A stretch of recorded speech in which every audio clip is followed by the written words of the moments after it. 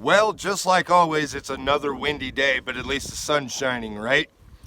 No frozen thumbs up this time.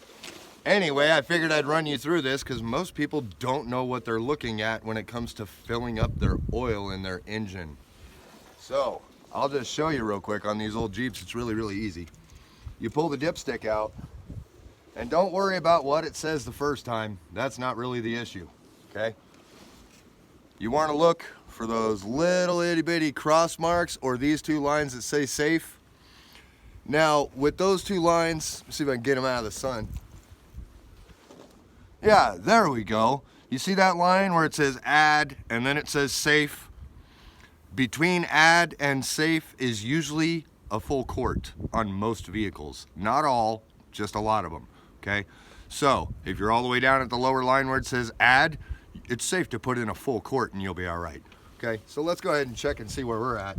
Because like I said, you have to do this stuff all the time because you can't trust mechanics. You just can't. Not at oil change places anyway.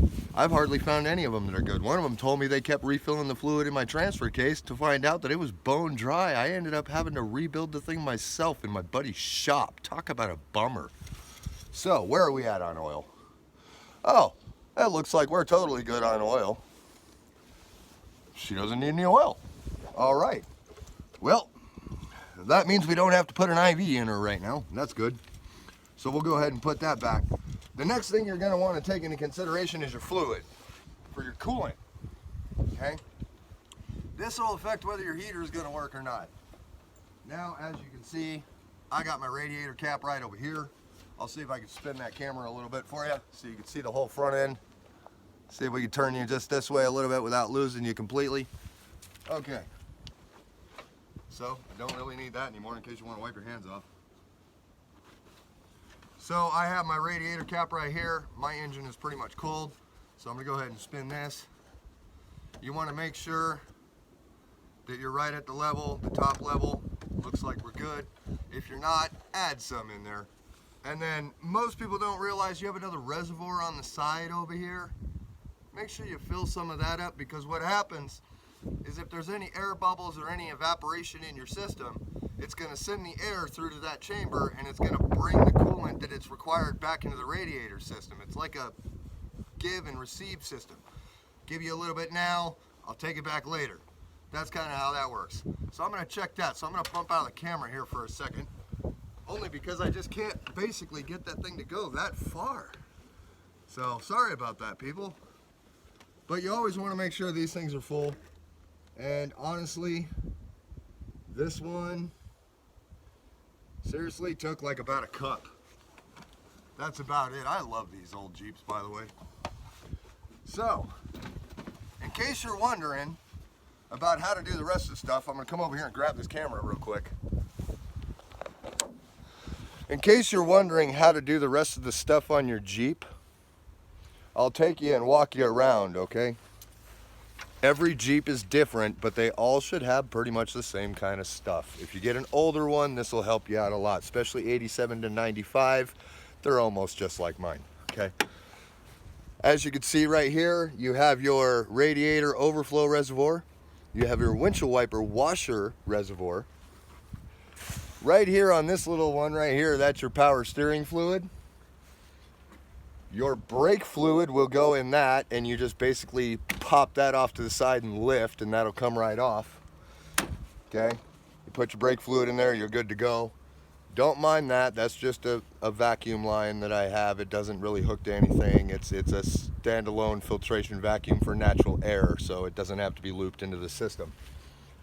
Just behind right here, that happens to be where you put the clutch fluid. Okay? You're going to want to make sure that's full. Usually takes .3 or .4 depending on the type of vehicle. And then we're going to go ahead and get down here to the underbody of it real quick because I'm going to show you something. Just lay down here for a second. Whoa.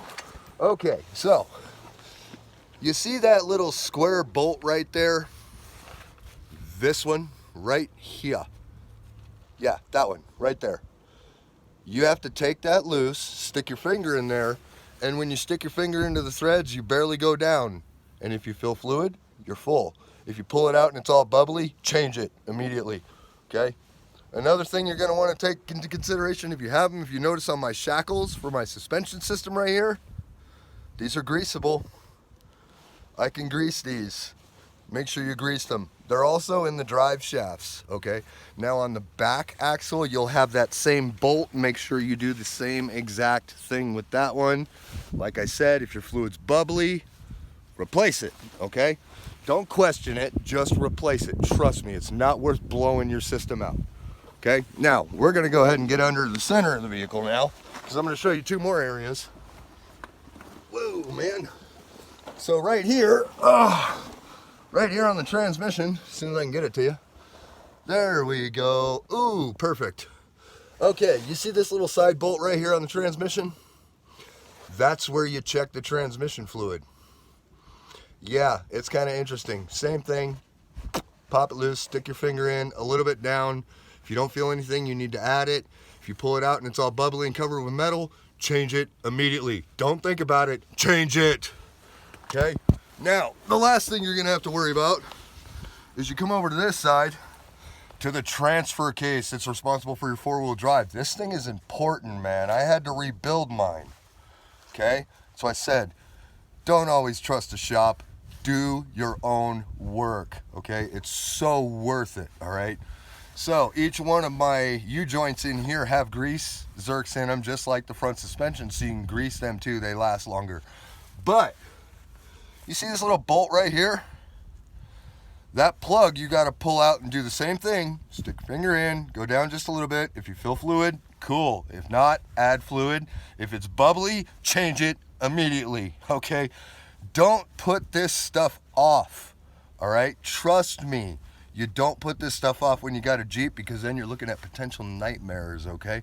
So, if I missed anything, let me know, all right? If you got any questions, drop them in the comments below. Other than that, I hope you enjoyed the video, and if you do, leave a like on it. Do me a favor also, if you would, share it with a friend if you think they'd be interested in it. Other than that, hit the subscribe button and notification bell, and I'll see you next time, all right? You guys take care.